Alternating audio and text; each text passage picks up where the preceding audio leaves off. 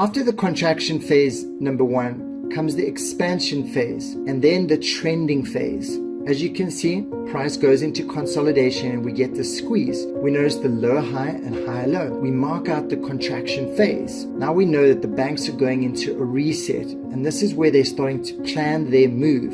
Then when price breaks out, it goes into the expansion. It expands up, breaks the highs, expands down, breaks the lows. So it liquidates all the people who have orders at the highs and lows. And that is why liquidity is always formed at equal highs and equal lows. So phase 2 breaks equal highs, breaks equal lows, liquidates before it sets its mind on which direction to move in. And that becomes the third phase, which is the trending phase. We want to stay out of phase 1 and to only focus on number 3.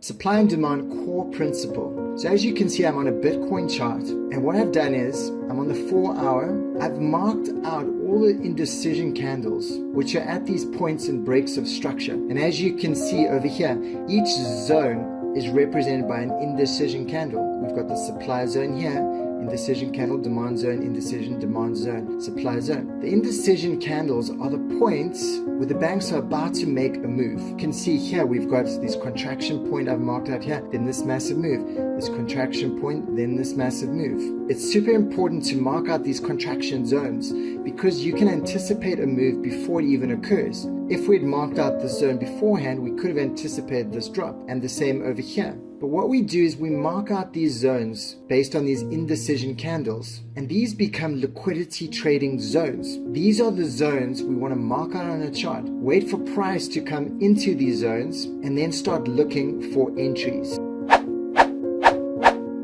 Step number 1, we're looking for higher time frame displacements. Step number 2, higher time frame point of interest zone. And step number 3, entry confirmations. Number 1, high time frame displacement. So we're looking for strong high time frame displacement, ignoring the trend and just looking for these breaks in structures. So as you can see, I've marked out the contraction zones, and then we get this massive displacement explosion over here. Breaks a very big structure, and this lets us know institutions have arrived, and these are the zones we want to mark out.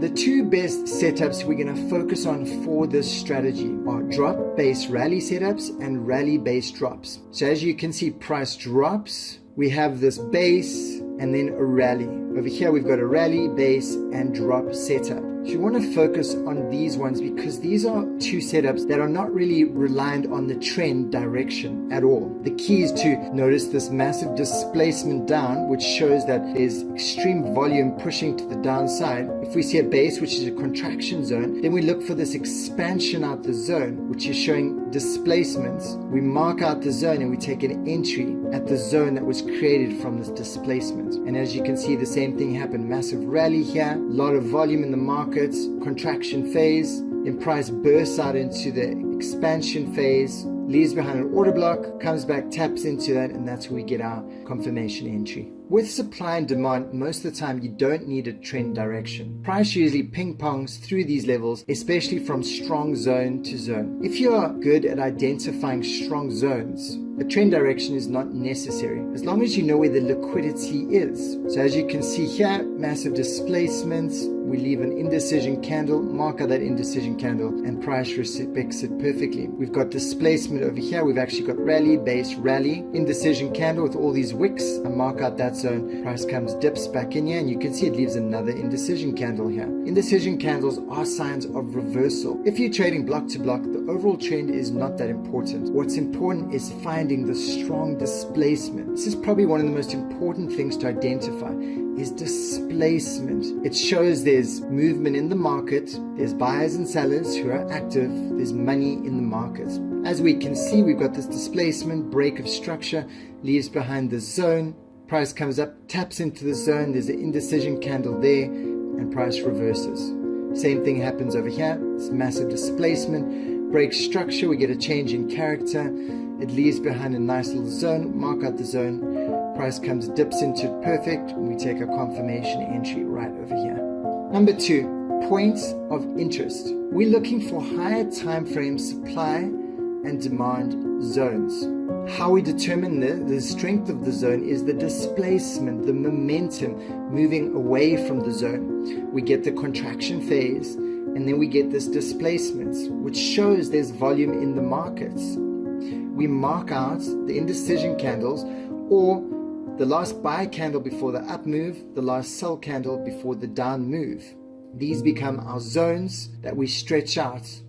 Here is an example. So over here we had this massive displacement. It left behind this higher time frame zone. We marked it out on the 30 minutes. And this becomes our point of interest. We know that there's liquidity here because of the displacement and the order block that was left behind.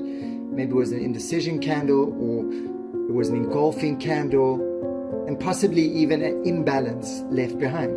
So we mark out this zone, we wait for price to come back into the zone and mitigate the zone, and then we wait for a confirmation entry. Number 3, entry confirmations. We're either going to enter from a lower time frame change in character, engulfing candles, or indecision candles. Lower time frame change in character. As you can see, price is going down, creating lower low, lower low, and this is the lower high. As soon as it breaks above the lower high and creates a higher high, this is when the change of character is formed. In order for it to break this structure, there's momentum. It leaves behind an order block. We mark it on the lower time frame. This becomes our entry zone. Same thing on a bearish change of character. Price is going up, higher high, higher low, higher high, higher low, higher high. And then we have our first lower low. Break structure, we get this change in character. Usually happens with momentum. It breaks the structure, leaves behind a nice lower time frame order block. We wait for our confirmation entry over here.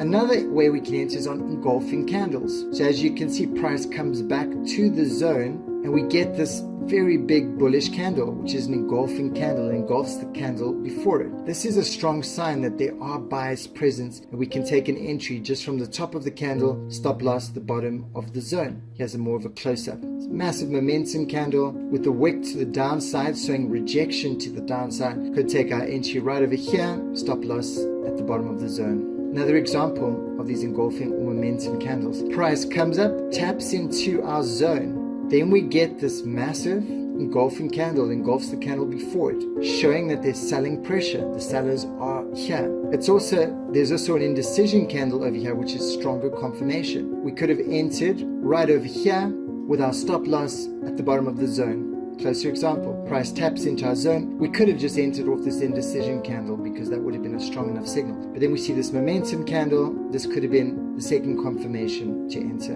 Another example, price breaks structure with these momentum candles, massive momentum down, changing character, breaking structure. We mark out the indecision zone over here. This becomes our point of interest. When price comes back into our zone, we see an engulfing momentum candle react off the zone. It's the confirmation entry. Price taps in. We don't enter right away. We wait for the confirmation. We see this massive bearish engulfing candle. We can enter right underneath the candle, stop loss above the highest wick here. And you can see there's another indecision candle left, which could have been our second confirmation.